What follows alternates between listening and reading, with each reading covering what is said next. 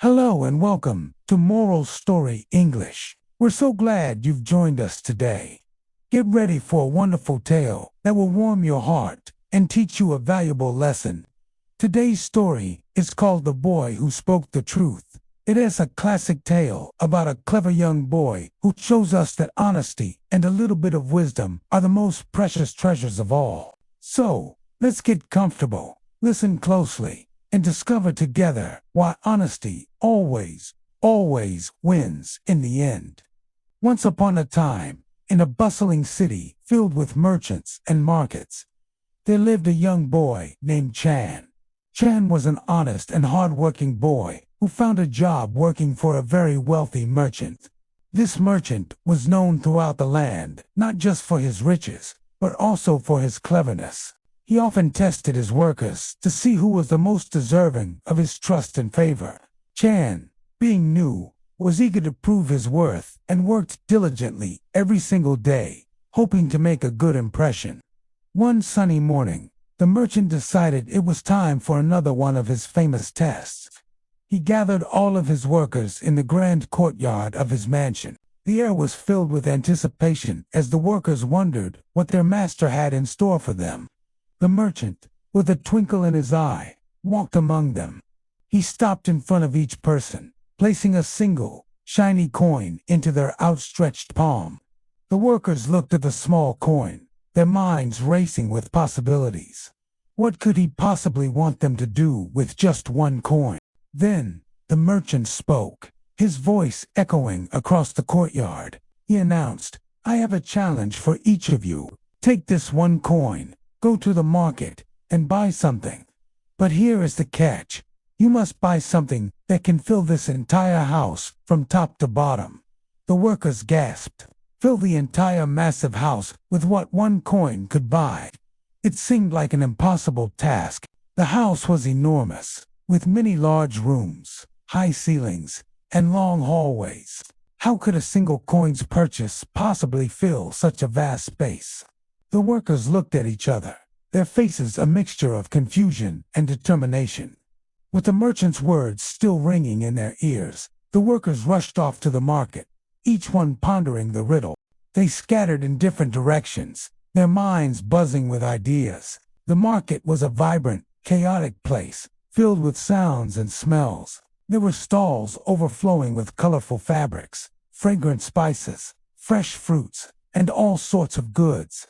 The workers spent hours searching, each trying to find the perfect item to win the merchant's challenge.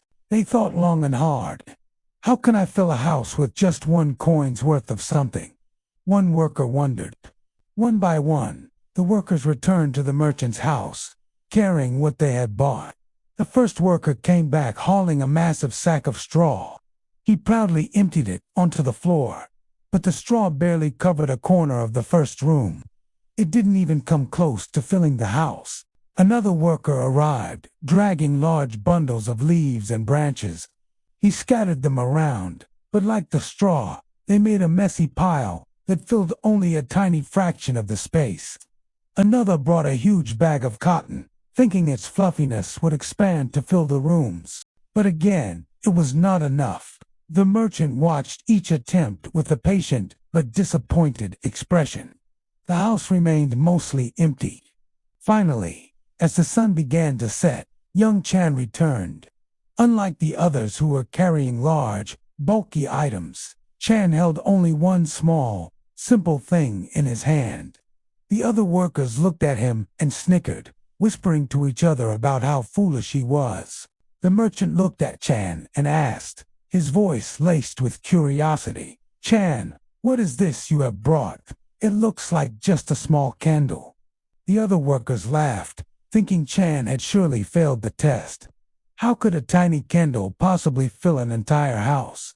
Chan looked up at the merchant, his eyes shining with confidence, and replied calmly, "Yes, sir, it is a candle." He then walked to the center of the main hall, placed the candle on a small table, and lit the wick. A small, warm flame flickered to life. Instantly, a soft, golden glow began to spread throughout the room, chasing away the growing shadows of the evening. The light traveled down the long hallways, crept up the stairs, and poured into every nook and cranny of the vast house. The darkness vanished, and the entire mansion was filled not with objects, but with beautiful, warm light. A wide smile spread across the merchant's face. He looked at Chan with admiration and delight. The other workers fell silent, their laughter replaced by looks of awe and understanding. They finally saw the wisdom in Chan's simple choice. The merchant turned to the crowd and then placed a hand on Chan's shoulder. He said, "You are not only honest, but you are also incredibly wise. You understood that it is not about filling the house with material things, but with something far more powerful." He then looked directly at Chan and declared, "From this day forward, you shall no longer be a simple worker. You will work right beside me and learn all that I know." And so, Chan's life changed forever. He became the merchant's trusted apprentice and, over time, a successful and respected merchant himself. He never forgot the lesson he learned that day. He always remembered that it was his honesty and wisdom, not greed or trickery, that had brought him his success. He used his clever mind and good heart to help others and became known throughout the city as a man of great integrity. The moral of our story is this: honesty and wisdom are like a light that shines brighter than any material wealth. They can fill not just a house, but your entire life with goodness and success. Thank you so much for watching The Boy Who Spoke the Truth with us today on Moral Story English. We hope you enjoyed this story and its valuable lesson. If you did, please show your support by giving this video a like, sharing it with your friends and family, and subscribing to our channel for more English moral stories. We can't wait to see you in the next video.